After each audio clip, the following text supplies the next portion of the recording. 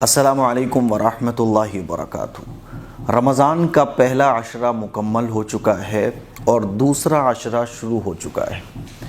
میرے عزیز بھائیوں، میری بہنوں، عام طور پر کیا ہوتا ہے کہ پہلے عشرے میں تو ہم خوب جم کر عبادت کرتے ہیں، لیکن جب دوسرا عشرہ شروع ہوتا ہے تو یہ جو بیچ کے 10 دن ہوتے ہیں، اس میں ہم عبادتوں میں سستی کرنا شروع کر دیتے ہیں۔ مسجد میں افطاری بھی آنا کم ہو جاتی ہے، مسجدوں میں لوگوں کی تعداد بھی کم ہو جاتی ہے، اور دیکھنے میں آتا ہے کہ روزے رکھنے والوں کی تعداد بھی کم ہو جاتی ہے۔ تو بیچ کے جو 10 دن ہیں نا، اس میں ہر چیز کی تعداد کم ہو جاتی ہے، ایسا نہیں ہونا چاہیے۔ پھر رمضان کے آخری عشرے میں تعداد بڑھتی ہے، افطاری بھیجنے والوں کی بھی، نمازیوں کی بھی، اور الوداع میں تو پھر مسجدیں فل ہو جاتی ہیں ساری۔ تو رمضان کے دوسرے عشرے میں بالکل بھی سستی اپنے اوپر حاوی نہیں ہونے دینی ہے، عبادت میں ذرا سی بھی کمی ہونے نہیں دینا ہے، اس کا پکا ارادہ کر لیجئے، اور 3 کاموں کی خوب کثرت شروع کر دیجئے رمضان کے دوسرے عشرے میں۔ اور یہ 3 کاموں کی کثرت رمضان کے پورے مہینے میں، رمضان مکمل ہونے تک ان 3 کاموں کی پابندی اپنے اوپر ہم اور آپ لازم کر لیں۔ وہ 3 کام کون کون سے ہیں؟ نمبر 1، قرآن مجید کی تلاوت۔ قرآن مجید کی تلاوت میں کوئی بھی کمی نہیں ہونا چاہیے، اور قرآن مجید کی تلاوت میں کمی نہیں آنا چاہیے بلکہ بڑھوتری ہونا چاہیے۔ تھکائیے قرآن مجید کی تلاوت کرنے میں اپنے آپ کو۔ قرآن مجید کی تلاوت کے ساتھ ساتھ 1-2 رکوع روزانہ ترجمے کے ساتھ بھی پڑھنے کی کوشش کیجیے کہ ہمارا اللہ ہم سے کیا کہتا ہے۔ بات سمجھ آ رہی ہے؟ تو پہلا جو کام ہے وہ ہے قرآن مجید کی تلاوت۔ دوسرا کام ہے دعا۔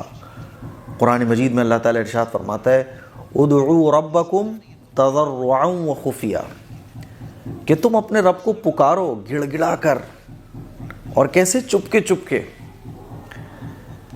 رمضان کے مہینے میں دعاؤں کا بڑا اہتمام۔ ایک ہوتا ہے کہ افطار میں ہم نے دعا کر لی، 5 نمازوں کے بعد ہم نے دعا کر لی، یہ تو دعائیں ہم لوگ کرتے ہی ہیں۔ رمضان کے مہینے میں کوئی ایک ٹائم ایسا مقرر کریں جس میں صرف اور صرف اسپیشلی دعا کے لیے آپ وقت نکال رہے ہوں، اور یہ ٹائم کم سے کم 10 منٹ ہونا چاہیے۔ زیادہ آپ کی مرضی ہے، آپ کا دل لگے تو آپ 15 منٹ 20 منٹ جتنا آپ چاہو، تو اسپیشلی خاص طور پر دعا کے لیے ٹائم نکالا جائے۔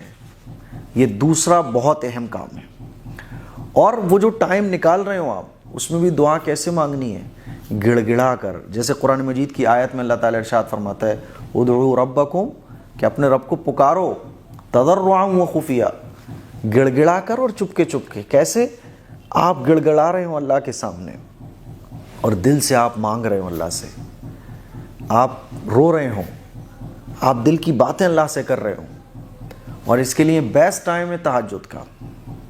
تہجد میں نہیں اٹھ سکتے تو سونے سے پہلے تنہائی میں بیٹھو اور 10-15 منٹ کہ مجھے بس اللہ سے مانگنا ہے، خاص طور پر دعا کے لیے ٹائم نکالو آپ۔ سمجھ رہے ہو؟ تو دوسرا اہم کام جو رمضان مکمل ہونے تک ہمیں اب کرنا ہے وہ ہے دعا۔ دعا کے لیے خاص ٹائم نکالیے، خواتین بھی مرد حضرات بھی۔ تیسرا کام ہے درود شریف کی کثرت۔ یہ رمضان ہمیں کیوں ملا ہے؟ ہمارے آقا کے صدقے میں۔ اگر حضور روزے نہ رکھتے تو یہ روزہ صرف اور صرف ہمارے لیے بھوکا پیاسا رہنے کے برابر ہوتا۔ ہمارے نبی نے نماز پڑھی ہے تو یہ نماز پڑھنا ہمارے لیے عبادت بن گیا ہے۔ اگر ہمارے نبی ہمیں یہ اتنے پیارے پیارے اعمال، اتنے خوبصورت کام، اللہ کو راضی کرنے والے کام نہ بتاتے تو ہم تو دنیا میں بھٹکتے رہتے، گمراہ ہوتے ہم تو، ہمیں پتہ ہی نہیں چلتا کہ ہمیں اپنے اللہ کو راضی کیسے کرنا ہے۔ تو سب سے زیادہ جو احسانات ایک مسلمان پر ہوتے ہیں وہ آقا کے ہوتے ہیں۔ ہم آقا مدنی صلی اللہ علیہ وسلم کے احسان کو نہیں چکا سکتے۔